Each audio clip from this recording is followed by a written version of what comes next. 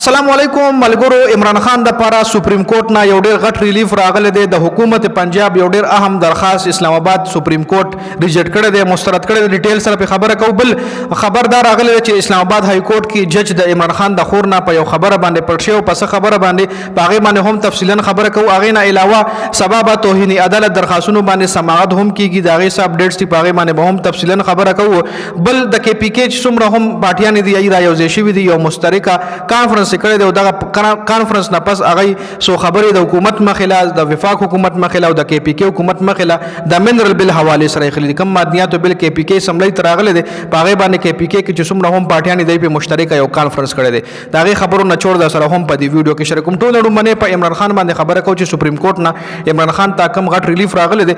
سپریم کورټ کې د پنجاب حکومت یو درخواست چې هغه سپریم کورټ مسترد کړی دی. کم درخواست پنجاب حکومت جمع کړو چې موږ ته عمران خان ریماند د پاره راکې موږ ته تفتیش کو. نو پاغه ولا جج سے ویلی سپریم کورټ جج سے ورلویلی دي چې یو نیم کال لاسه عمران خان په جیل کې نو تاسو ولې په وخت باندې تفتیش نه کولو چې تاسو اوس عمران خان د 3 ورځو د پاره یا 4 ورځو د پاره یا 5 ورځو د پاره ریماند د پاره غواړي چې تاسو ته د یو کیس تفتیش کوي. نو تاسو ته مخ کې ولې نه کولو؟ یو نیم کال لاسه هغه جیل کې تاسو تفتیشونه یاد نو هغه درخواست د پنجاب حکومت هغه درخواست چې کوم دیغه اسلام آباد سپریم کورټ چې کوم دی مسترد کړی دی.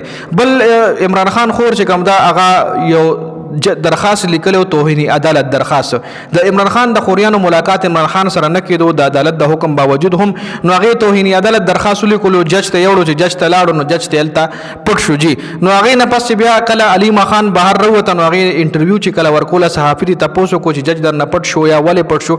نو هغه ورلویلی دي چې دا ټایم موږ له پکاړ چې جانو صاحبانو سره ودرېګو ځکه دا بیزتی زمانه ده، دا بیزتی د جج صاحب د چې د جج صاحب حکم پاډیاله جیل کې نه منل کیږي جی. بل سبب توهین عدالت درخواستونو باندې سماعت هم کیږي. د پی ټی آی چې څومره هم درخواستونه توهین عدالت باندې جمع شوي دي پاغه باندې به سباله سماعت کیږي. بیا پاغه کې سب اپډیټس راځي ان شاء الله سبب به سره شریک کما. بل اپډیټ دا راغلی دی چې معدنیات کم بل په کې پی کې تا کم بل راغلی و نو هغه د لپاره د کې پی کې ټولو پارټو یو مشترکه کانفرنس کړی دی.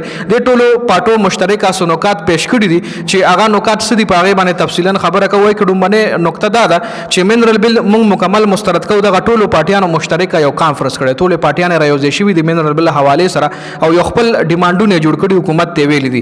رومنه ډیماند پکې دا چې موږ منرل بل مسترد کوو ځکه 18 ترمیم مطابق د صوبې په منرل اٹیک په صوبې اسمبلی باندې اٹیک دی. لکه مطلب د صوبې منرل باندې کو څوک اٹیک کوي نو دا اصل کې غي صوبې اسمبلی باندې اٹیک کوي. دویمه خبره پکې دا کړې ده چې دا بل د صوبې په وسایلو د وفاق کنټرول یو کوشش دی چې کم په آئین کې نشته دی. مطلب د صوبې بل کشر دا بل پاس شو نو دا به د وفاق د کې پی کې چې څومره هم وسایل دی پاغه باندې مکمل کنټرول شي نو دا په آئین کې نشته دی. دریم پوینټ پکې دا لیکل دی چې پی کې وسایل باندې اختیار صرف د کې پی کې د عوامو دی او د کې پی کې عوامو چې کم منتخب نمائندگان کړي دي دا غي په حق ته یو وفاقي ادارې ته یا بیوروکراسي ته په دې باندې د کنټرول اجازه نشته دی. څلورم خبره دا کړل چې مونږ غیر آئینی هر یو کونسل چې کم دی مسترد کو. کدا منرل حواله سره یو کونسل جوړ شي وي او هغه غیر آئینی وي نو هغه مونږه مسترد کو. پنځم پوینټ پکې دا لیکل دی چې ټولو پارټو کانفرنس دا مطالبه کړی دا چې ټول عہدیداران دي ځان صرف آئینی حدود پورې لیمټ وساتي. فوج ته په سیاست کې مداخلت مونږه مسترد کو. دا خبره پکې هم کړی دا.